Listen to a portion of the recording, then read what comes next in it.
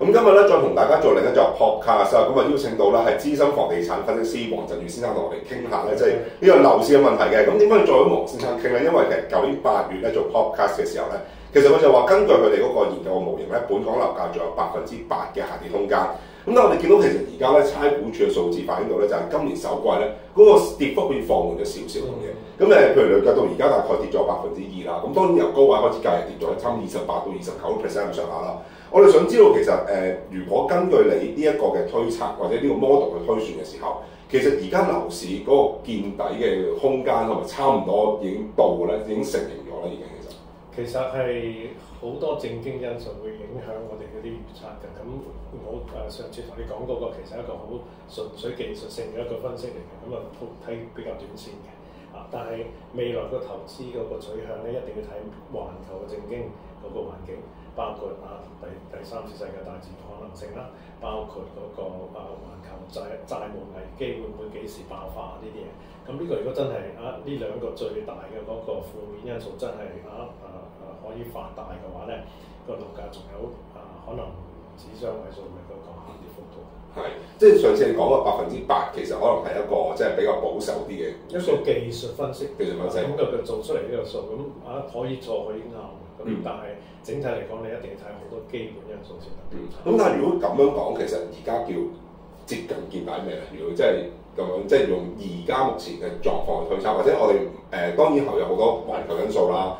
環球債務危機啦，但係如果淨係以而家呢一個 moment 嚟睇，其實因為都見到近期就好似啲市況見到好似啲投資好似有入市，跟住好似有好多譬如拆息嗰啲又回落咁樣，呢啲因素其實會唔會我哋已經可以覺得，個市差唔多冇到底咧？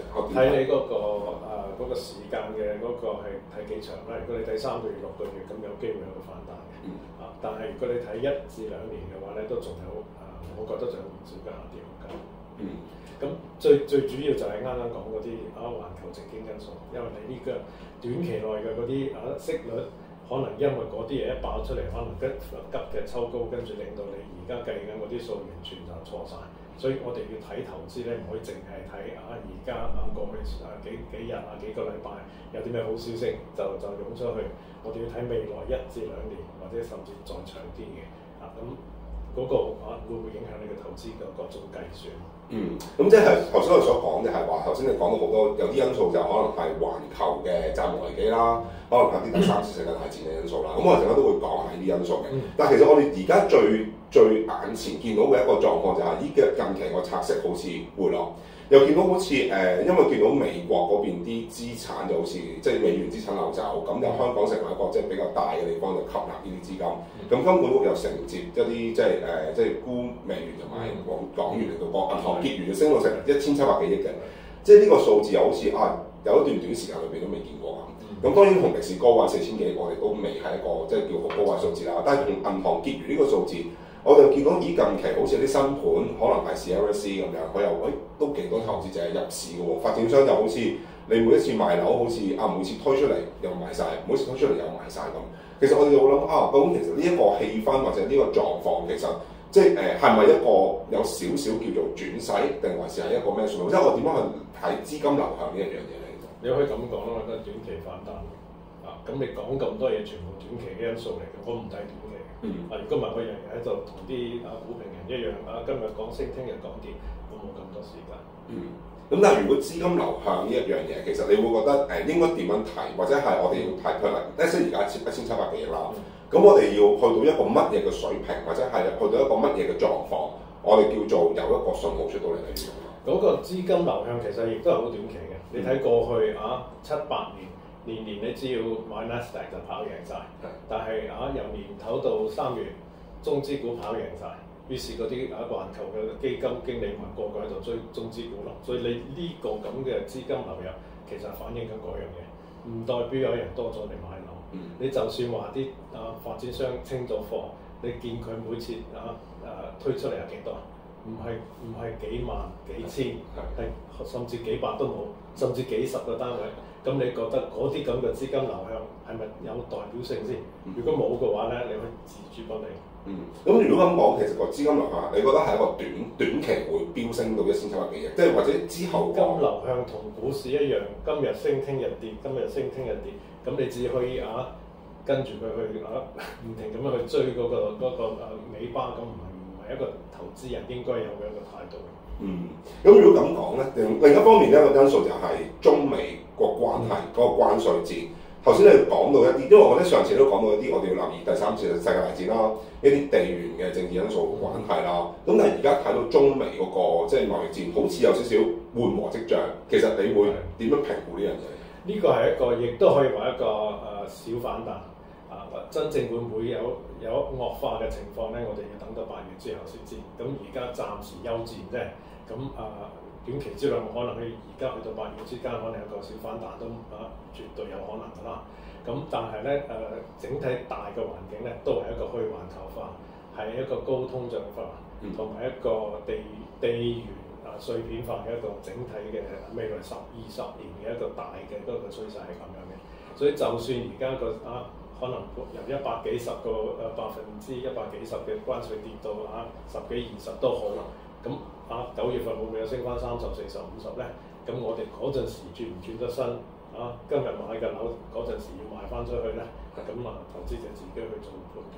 係，但係你覺得個關稅戰呢個因素其實即係而家係雖然係暫緩咗，但係其實你覺得都仲好多uncertainty嘅，即或者其實譬如你覺得各方其實uncertainty個唯一而家最肯定嘅嘢唔係關稅會減，只係關稅會加，同埋環球嘅嗰個整體嘅嗰個經濟同埋貿易嘅嗰個比重會下降，即係話咧未來嗰個通脹壓力只會越嚟越高，亦都因為咁樣咧整體嗰個加息嘅壓力亦都會越嚟越高，買以息嗰啲靠收租回報率嚟計數嗰啲人咧，就唔可以淨係睇呢幾個月有啲咩減息嘅情況，要睇未來5年、3年10年嘅嗰個時段，到時嗰個息係升定減，咁你計得到呢樣嘢咧，你未來3-5年會唔會蝕錢？咁你會覺得其實而家嗰個關稅戰都只不過係暫緩，我哋即係嚟緊都仲有好多唔同嘅即係變化喺度啦。頭先你講到個加息個因素，其實而家美國就可能係我唔知關唔關事，就可能係佢要即係暫緩咗，因為可能美國自己都搞唔掂啦，唔知係咪？咁其實美國自己嗰個內部經濟，雖然Trump 都有講，即係放風話可能會減息聯儲局會減息咁。但係其實而家從你嘅角度去睇，係咪即係美國個高通脹環境都唔容許佢哋有減息嘅狀況出嚟？美國應該唔相對全世界嚟講，佢嘅通脹環境係好過大部分其他地方。咁因為其實好多人以為而家美元會跌其實呢個係錯覺嚟，美元一定會升嘅，因為你債務危機一嚟嘅話咧，你想象下全世界幾多國家、幾多公司全部喺度發債都以美元計。你一爆嘅話咧，所有啲錢就會向美國走㗎啦。所以而家又係以資金流嚟講，美元有一個下跌，係一個下調，係一個調整，唔係一個趨勢。所以而家咧能夠趁勢買翻啲美元嗰啲人咧，半年、1年之後會開心嘅。咁嘅情況下咧，你就會想像到，其實美國係咪其實通脹係好過其他地方咧？絕對係。因為你商品再彈翻上去，美元再抽翻上去嗰陣時喺其他地方嗰啲出口嗰啲嘢就會比較難做好多。咁但係咧美國你個個都喺度諗住特朗普話減息就會減息，肯定唔會嘅，因為聯儲局都仲係獨立嘅。同埋你睇翻鮑威爾講，佢話就算我減短息，長息都會繼續升。咁呢個咪正就係我哋一直喺度呼籲嗰樣嘢咯。你就算央行想減息，個息率都唔能夠撳得住長債嗰邊嘅息率嘅，所以你咪見到嗰個債息而家你睇就算係日本甚至歐羅區，甚至美國日本嗰邊嘅息差咧，即係長息減短息嘅息差應該嚟緊呢年1年到再升到50個點子，即係話咧長息你就算短息唔加嘅話，長息就要加多0.5%嘅，咁。歐羅區同美元區咧應該會更多，可能多至1.5到2個百分點嘅。咁即係話你本嚟收緊3厘息嘅，而家可能要收4厘半。咁你覺得個債會唔會爆啊？咁肯定會啦。係。咁嘅情況下，又會導致下一個經濟下調，同埋強美元嘅情況下咧，有好多嘢都係搞唔掂嘅，因為越嚟越多嘅錢會因為美國減稅同埋美國製造呢樣嘢咧，會流翻去美國啊。所以未來一段時間，好多全世界本嚟喺度投資緊嘅嗰啲廠或者咩咧，會要刪或者要移去美國。所以環球嘅通縮咧，亦都係一個幾大嘅一個風險嚟嘅。咁但係其實通縮係經濟衰退。咁但係其實如果咁講，其實而家個美國嗰個即係我哋所講美國有個嘅經濟衰退，或者係一個叫做財政懸崖嘅問題，其實即係好即係好眼前嘅問題嘅，你只係佢只係啲人講得多啫，但係睇整體美國嘅政策嚟講咧，未來一段時間應該會跑贏好多大部分全世界其他地方，因為你啲錢因為減稅會全部湧晒翻去美國。因為佢將自己能源價錢放低咗，再搞啲癲狂嘅嗰啲零碳嗰啲咁嘅政策，導致佢所有嘅基建、所有嘅生產都平過第二度。因為佢將整體嗰啲稅務唔單止係公司喺要擺錢喺海外避開本地稅。連本地收入稅、入息稅，特朗普都講啦，入息稅可能會廢咗添。咁樣去減落去咧，你可以想像佢生產力嘅嗰個釋放係幾咁龐大。咁個吸引嘅投資，我哋啲同事就喺度 track 緊㗎啦，已經唔止5-6萬億嘅公司或者國家已經話咗，我哋未來1年、2年、10年。會投資幾多嘅產能，幾多嘅各種各樣嘅投資 AI 又好，乜嘢生產能力又好，都會投入美國。咁呢啲咁嘅嘢會造成2級、3級效應嘅，所以美國未來會係最繁榮嘅一個地方。係，咁相對於其他國家就會係即係好多靠出口去美國嗰啲國家，因為關稅去唔到因為美元一升，嗰啲能源價錢又升。原材料價錢有升，所以唯一一個頂得住呢啲原材料價錢升嘅地方就係一個以美元計價嘅地方，就係美國咯。咁全世界嗰個經濟會有幾負面嘅影響。咁但係其實同頭先你所講呢啲咁嘅因素啦，其實同即係嚟緊即係美國其實亦都有高通脹環境，成個息口其實個去向都係比較即係會係升多過跌嘅咯，咁講。不嬲，我講得好已經好多次㗎啦。基本上就係長息一定會升，你短息點撳都撳唔到。咁你睇埋全世界幾多萬億嘅資產係長債嚟㗎，嗰度一爆嘅話，你可以想像嗰個對資產價格嘅嗰個摧毀性係幾大，同埋對整體息率嘅嗰個抽高嘅嗰個影響會幾大。但係你評估呢一個即係嗰啲環球嘅債務違約嘅風險，其實嗰個機會率有幾高，或者係即係幾時會出現呢啲？只可以話越嚟越高。咁你都可以講你講咗2-3年啦，咁其實係但係你可以咁樣講啦，就係2-3年前可能美國未有2萬億一年嘅嗰啲赤字，咁而家有啦。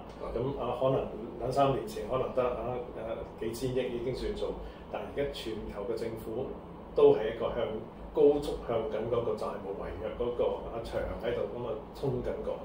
咁我唔想知，我亦都唔想講係下個月定係出年呢個時候定係可能2年之後。我只知道呢樣嘢發生嗰陣時咧係災難性嘅。我哋唔想喺佢發生嗰陣時咧就話我對唔住，我揸咗成副嘅乜乜乜我只想知而家我已經準備定，到時佢發生嗰陣時，我逍遙法外咯。但係會係點樣發生嘅法咧？即係或者係即係乜嘢signal，或者係乜嘢嘅狀況，我哋會見到有個一齊出，即係又或者如果係唔同國家，可能係唔同時期出現，可能嗰個影響又會冇咁大，或者係一齊出現就會嗰個影響性好災難性啦。但係如果可能係A 個國家出現咗，B 個國家又出現咗，但係可能係嗰個程度又唔係好大嘅，咁嗰個影響性又會唔會冇咁大？即係我哋點樣去理解呢一樣嘢咧？會咁其實好多嘢咧發生嗰陣時，你可能覺得佢嘅影響唔大，但係導致整個市場嘅流動性急劇萎縮，或者因為政府為咗救市禁咗你拋空又好，禁咗你唔俾你交易又好，咁嗰陣時就災難性就即刻跌咯。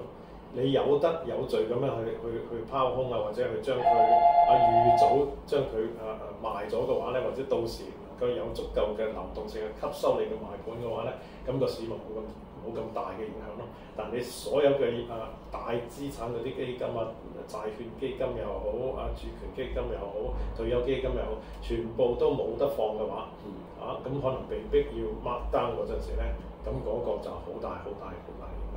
即係呢個係最壞嘅情景。呢個唔係最壞，呢個係開始第一步。另外一個就係第三次世界大戰。呢個咧打開嘅話咧，有好多其他嘢包括債務違約都會同時發生。第三次世界大戰其實會係一種乜嘢嘅狀態出現？即係一種大家可能係一種貿易上嗰個戰爭啦，定還是真係打仗嘅戰爭啦，定還是係一種咩戰爭嚟嘅？今次嘅打仗嘅模式已經完全唔同啦。你睇今個週末你都見到啦，咁俄羅斯就唔知100幾200個幾多個嗰啲無人機就轟緊烏克蘭嘅。咁佢嗰個整體嘅成本好似唔出1000萬美金，即係話而家嘅戰爭模式已經唔係送100、200萬嗰啲士兵去送死，係送你2000、2萬個嗰啲無人機，跟住將你所有嘢夷平嘅。咁呢個咁嘅打仗嘅方式係同以前可能好唔同，同埋你打嘅嗰個復原嗰啲又亦都可以好廣泛，因為第二次世界大戰嗰陣時都未有核彈，今次會有嘅。咁你見到點樣會真係有第三次世界大戰咧？咁我哋甚至可以講，可能而家已經發生緊㗎啦。包括印巴之戰，包括中東之戰，包括歐洲之戰，咁多個戰已經喺度打緊啦喎。咁仲唔算係第三次世界大戰咩？咁我哋需要知嘅就係咁多個呢啲小戰會唔會越發越大，導致一個咧環球性嘅共同性嘅牽連性嘅一個大戰打出嚟咧？呢個係一個下一個我哋要睇得好緊嘅一個行數嚟嘅。但係如果咧，譬如頭先你所講，即係債務違約同埋第三次世界大戰嘅發生，其實對我哋而家即係譬如揸資產嗰啲影響就應該好大㗎咯。即係可唔可以即係展述下呢方面？其實我哋應該點樣去處理，或者係啲咩狀況可以出現咧？好簡單，我對亦都係講咗年1、2年或者甚至長啲㗎啦。就係基本上咧，你要避開會打仗嘅地方。你如果喺印度有樓，就唔顧印度、巴基斯坦嗰啲樓啦。中東你過去幾年因為個個喺度唱好杜拜，你就唔好咁快而家衝入去買杜拜樓啦。如果歐洲會打仗嘅而家你好明顯見到歐盟、英國、法國同埋德國係好主戰嘅，係好想繼續將嗰個戰爭由烏克蘭推去俄羅斯嗰邊嘅。未來一打嘅話，成個歐洲所有嘅首都嘅資產唔該你沽晒佢，而家有得沽未打之前快脆沽。你有柏林嘅樓快啲沽，倫敦樓快啲沽，巴黎樓快啲沽。咁呢啲嘢其實唔係話聳人聽聞，係你覺得有咁嘅風險，唔該你盡快做咗呢方面嘅準備先。到時唔好喊苦同人投訴啦。咁有咗呢啲咁嘅地方你要避嘅話，咁有啲咩地方可以將賣咗嗰度嗰啲資產再重置咧？其實好簡單啫嘛。美國係其中一個啦，但係美國如果真係打到再廣泛性再去嘅話咧，美國本土都有機會會被襲嘅。咁唯一嘅方法咧就係向南半球走。所以點解過去幾年我哋喺南半球不停咁樣投資緊，未來1個月內可能好快亦都甚至去南美洲嗰邊去買嘢嘅。南半球包唔包括譬如澳洲或者係即係嗰啲地方？即係冇講得好定點啦，因為唔想啲人同我哋搶嗰啲盤。係咁澳洲紐西蘭都係可以避嘅地方。拉美亦都開始有一啲好嘅地點咧，係可以，你可以睇下我哋嗰啲文章，最近都出咗一個關於其中一個拉美國家係點樣忽然間變成一個可投資嘅目的地嘅，而且係非常之平嘅地方。所以除此之外咧，當然係地緣之外咧，打仗或者係債務違約嗰陣時，另外一個角度咧就係話，過去幾十年之所以香港、新加坡、倫敦、紐約係咁升嘅話咧，係因為減息啊嘛，同埋冇打仗啊嘛。未來如果係加息同埋打仗嘅話咧，呢啲以金融跑贏嘅嗰啲嘅城市咧，就唔會跌咁多啦。咁你唔買金融買咩咧？買商品咯。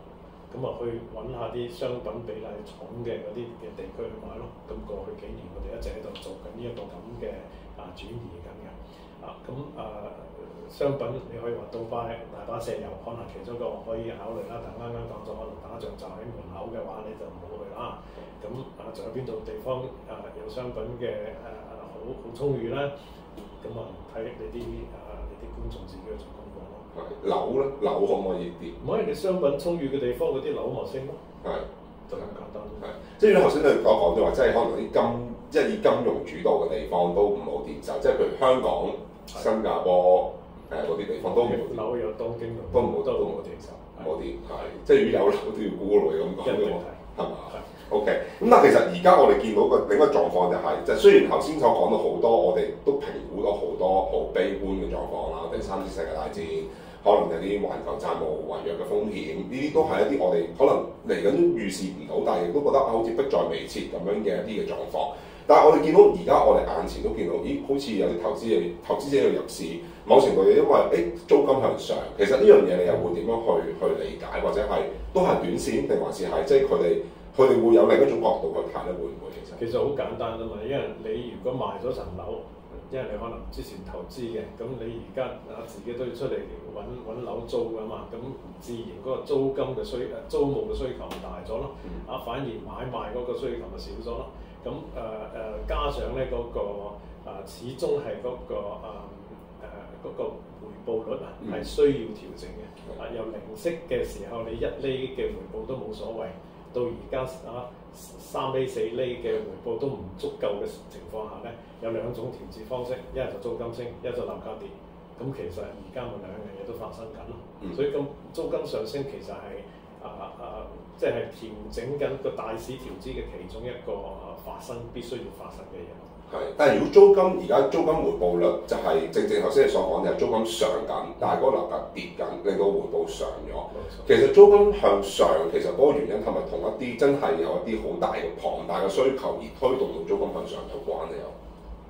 租金絕對係反映緊市場需求嘅，唔似樓價咁樣。樓價升跌咧，可能冇實質嘅住屋需求，係可能好大嘅投資需求。咁租金升就真係好多人喺度揾緊租，同埋真係唔夠租盤喺出邊咯。咁呢個係基本因素反映緊嘅租金升，但係樓價跌亦都係因為冇人去投資咯。但係咧嗰個樓價跌，除咗真正啲政府發展商開口賣，好多人話有剛性需求，其實剛性需求唔係咁多嘅，而影響樓價最大嘅唔係剛性需求，而係投資需求。即係如果你咁講，就係投資需求都繼續係回落緊嘅時候，其實個樓價都仲有一個回落嘅空間嘅。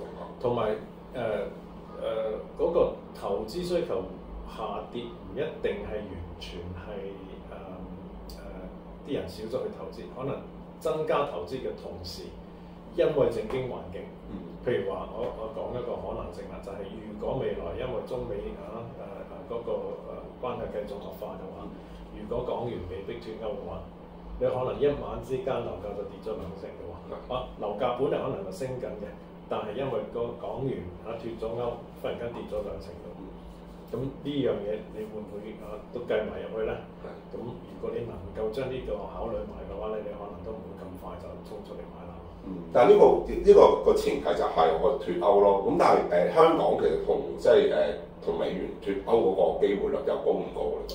就算佢哋計劃緊，佢都唔會話俾你知啦。永遠呢啲咁嘅咁大嘅動作咧，前一晚都係講一定唔會發生，跟住你第二朝醒翻嚟已經發生咗。咁呢個係主動脫歐嘅可能性。另外一個咧可能被逼脫歐。咁其實而家香港應該做嘅咧就應該主動脫歐。你唔好俾美國逼到埋門口佢話對唔住，聽日你冇得用 SWIFT， 你先至去脫歐嗰陣已經太遲啦。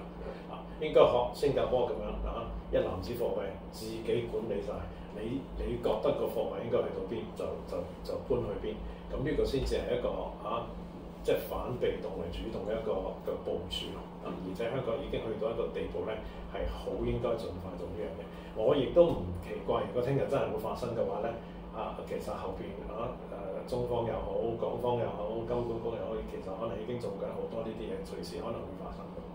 如果咁樣發生嘅話咧，90%機會係港元會跌嘅。就係咁。即刻要即係拋空晒港元嚟喎，咁講，即係絕對應該將你手上嘅變晒美元。呢個可能性又即係都我哋都好難評估嘅，即係還是係可能真係聽日就會發生。在情在理都應該發生。都應該發生。因為而家咁嘅政經環境之下，你再唔脱歐嘅話，只會俾人撳住打。你如果好似新加坡咁，自己管理晒你嘅匯率，你咪多咗一張牌咯，少一張俾人砌嘅一個嘅痛點咯。咁係應該做。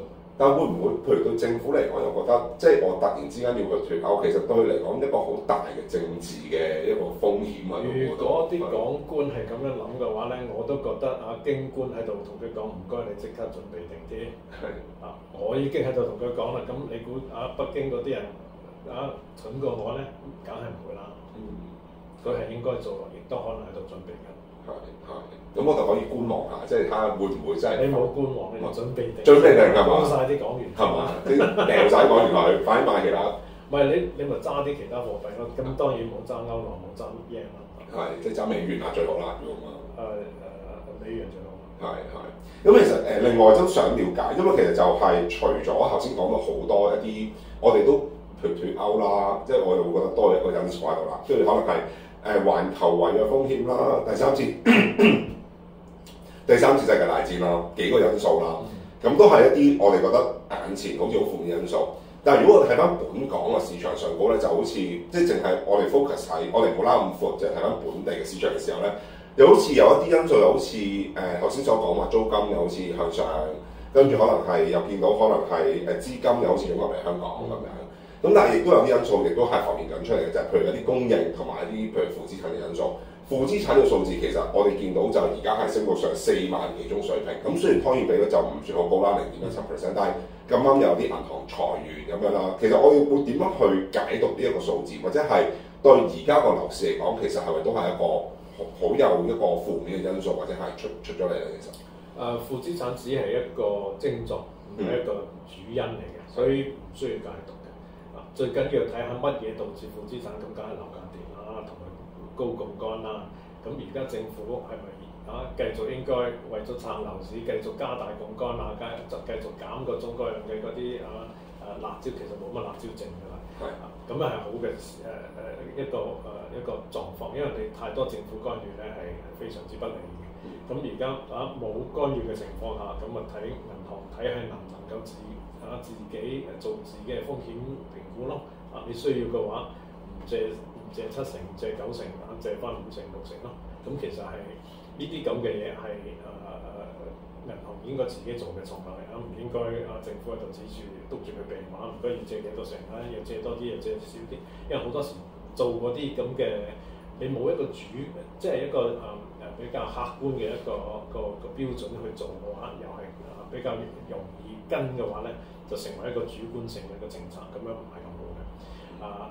只可以咁講啦，而家嗰個負資產多咧係其實你可以話可能政府早咗1年、2年、3年，將個特別係上車盤嘅嗰啲按揭比例放鬆得太快咯。未見底嗰陣時已經放鬆咗，咁為咗撐市啊嘛，咁而家咪變成推人落火坑咁嘅情況出現咗。咁呢個狀況其實係會唔會對一個樓市啲人，譬如可能係你隔機先。我幫執講。個聲唔好啊。幾時開始唔好？唔係有人試嗨到攞人嚟動出大嗰陣時就沙聲。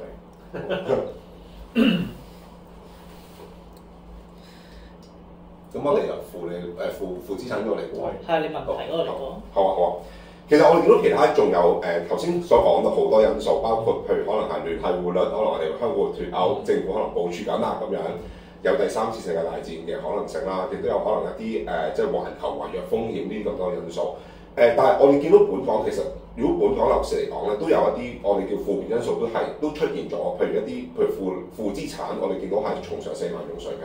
咁雖然政府就話就拖欠比率0.1% 就唔算好高啦，但係我哋又見到有啲銀行裁員咁樣。其實負資產呢個因素，我哋點樣去對個樓市有啲咩影響，同埋點樣去睇呢一個數字，佢對我哋去點樣去解讀佢呢個？其實負資產係一個病徵，唔係一個病因嚟嘅，所以我不嬲唔多睇嗰個數嘅。咁主要又梗係樓價太高跌咗落嚟，同埋嗰個按揭成數太高，於是就本嚟正嘅變咗負咁解啫嘛。咁點樣去應付呢一個咁嘅情況咧？其實只要銀行自己把好自己嘅關，做個風險評估咧，就冇事嘅。咁而且咁低嘅數字咧，亦都唔需要點擔心。負資產呢個數字，我自己都會諗緊，係關唔關係令到一啲人可能係我本身係高位買咗物業，咁我又而家銀行雖然都肯唔使逼我 call loan 都成啦咁樣，咁但係可能我就變咗我自己係冇乜條件可以再去買樓，即係變咗我係一定係不斷去供層樓，但係我就好難去再換樓，冇咗個流動性，即係我唔知呢樣嘢會唔會喺本港嘅樓市都會發生。絕對係咯，個0.幾個%咪係咁嘅狀態下咯，除非你好多錢喺閒置喺銀行入邊隨時抬出嚟，你可以繼續去沽樓跟住去買下一個都得㗎。咁問題係嗰啲人有冇咁嘅錢就唔知啦。你能夠借得90%嘅話，多數都唔足夠嘅嗰個剩餘嘅資金咁解啫。係，咁負資產嘅唔好意思。咁負資產呢個因素之外咧，我哋都仲要睇埋另一個因素，就係供應嘅因素。見到本港嘅供應量咧，就而家就係經過1年全面設立之後咧，個供應量輕輕回落咗少少嘅。由最高位112000個，而家就回落到105000個啦。咁但係105000個呢個數字，你會點樣去解讀，或者係覺得係咪都算比較多嘅一個數字？同埋即係對發展商嚟講，佢哋推盤上嗰個步伐上嗰會唔會都有啲影響？你可以咁講啦。10萬呢個數字仲係歷史新高，比例上嚟講亦都係歷史新高，所以個推盤壓力仲係極之大嘅。所以問題就係發展商頂唔頂得順，定係只要見到下一個下跌嘅週期再從開始嗰陣時，會唔會個一齊湧晒出嚟就大肆推盤咧？定係有一啲發展商嗰自己嘅資產負債唔係咁理想嗰陣時，都被逼要大啦咁推盤嘅情況出現咧。咁四大嗰幾大發展商呢方面嘅壓力唔大嘅，但係佢亦都喺度牛緊嘅。你可能幾年前得6-7萬個整體嘅單位，而家變咗10萬，即係多咗5-6-7成嘅你嗰個存貨喎。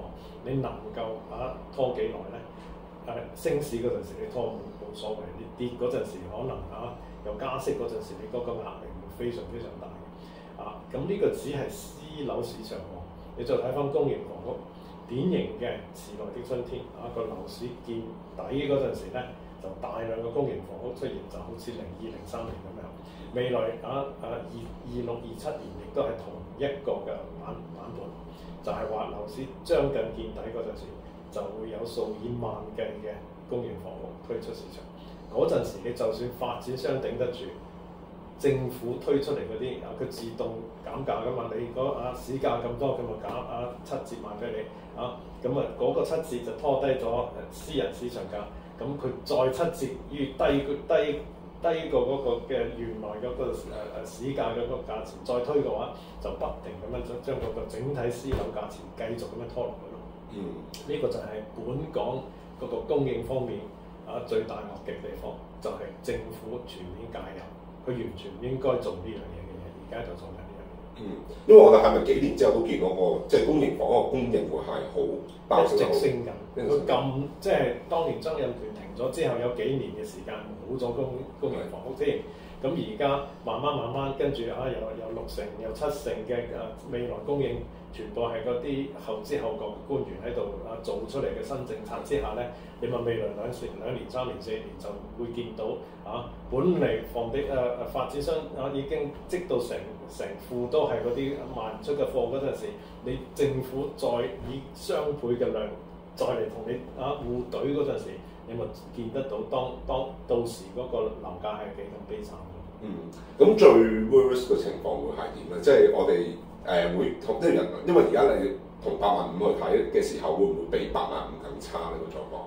嗰陣時只係個硬性指標，而家佢學乖咗啲、精咗啲，但係嗰個都係硬性指標，就係、賣到幾多一萬個單位出嚟咧，就有7000個一定係公營房屋嘅。於是其實都係一個硬性指標。於是你有幾多已經起咗出嚟咧，就要推出嚟㗎啦。嗰陣時政府有冇咁嘅知覺？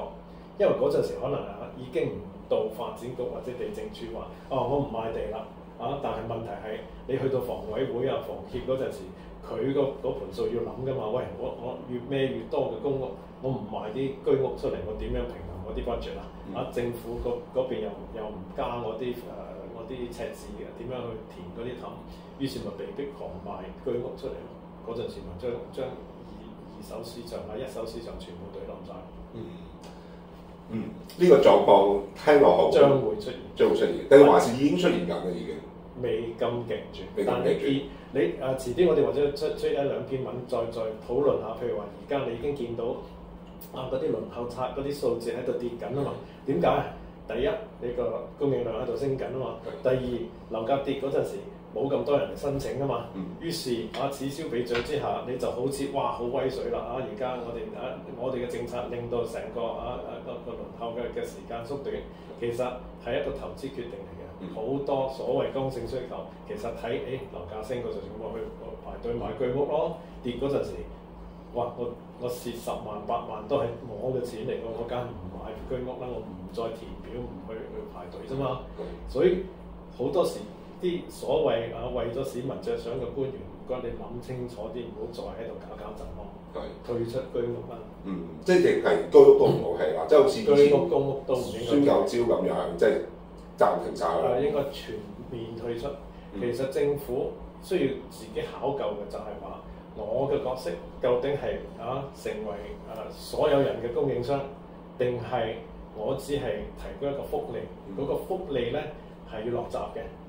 究竟係嗰個閘口係全口最窮嗰1成嘅人啦，定係2成嘅人啦，定係3成嘅人啦，定係而家政府公屋係提供咗3成半嘅人咧，已經過多㗎啦。你連居屋都做埋，咁去到5成幾咯。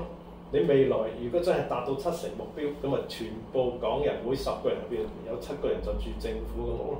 你覺得呢個係一個多選擇定係越嚟越少選擇嘅一個可能性啊？咁其實係不利嘅咯。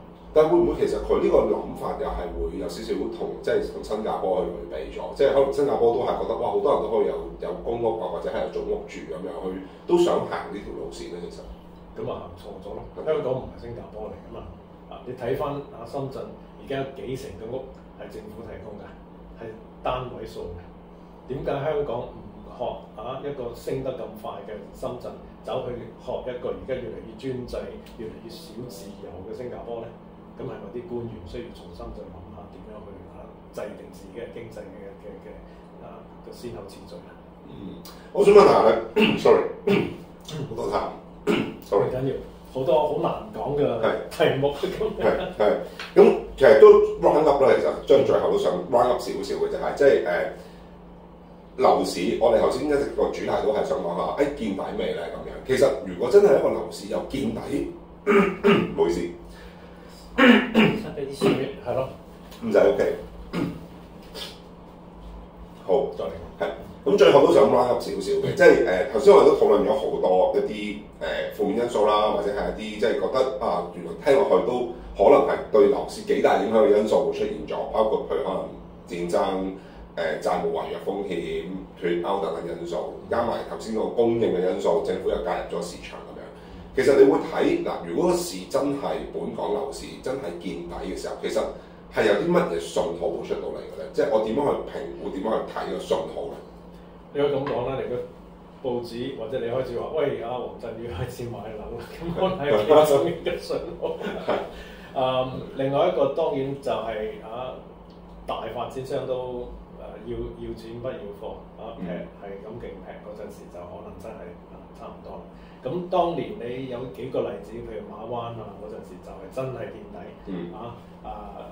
甚至擎天本嚟係萬幾蚊嗰啲咁嘅樓變咗3000幾萬出嚟，咁呢啲就要各位自己去做評估咯，即係冇得每樣嘢都教晒佢哋，因為每個週期都有啲唔同嘅嘢，咁你只要覺得哇，本嚟而家出邊可能就算債務危機之下咁美息或者咩德國啲息率抽到6、7厘嗰陣時，哇樓市回報率可能8厘、9厘喎，咁係咪已經係有足夠嘅一個嘅安全係數咧？咁即係呢啲嘢你自己去計㗎啦。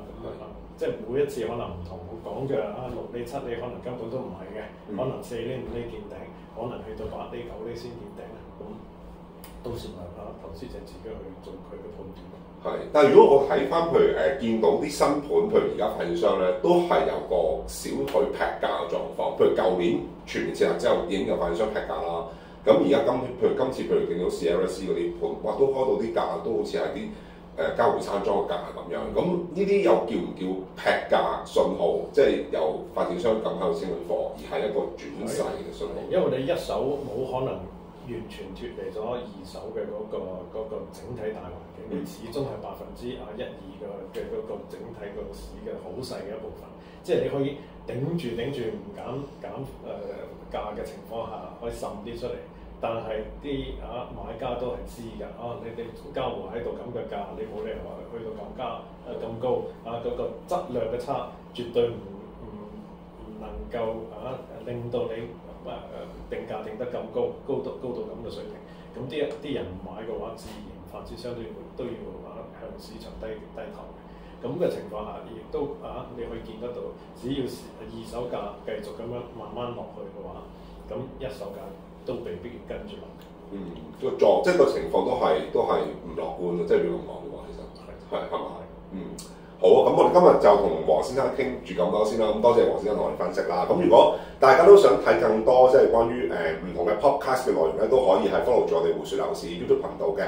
咁同埋即係如果有啲咩譬如題材想聽嘅話咧，都可以係即係留言話幫你聽啦。咁今日多謝黃先生同我哋傾過咁多先啦。咁就下次再揾你再傾過。咁如果大家都想subscribe，sorry 呢度再講唔好意思。點樣 round up 咧 ？OK 好。咁多謝黃先生今日同我哋傾咗咁耐啦。咁如果就大家咧都有興趣睇更多 podcast 嘅內容咧，就記住 follow 我哋胡說樓市 YouTube 頻道。今日我哋鐘仔同埋最重要係 CLS，咁下次出片咧你就唔會錯過啦。咁今日先傾到呢度啦，下次條片再見，拜拜。拜拜。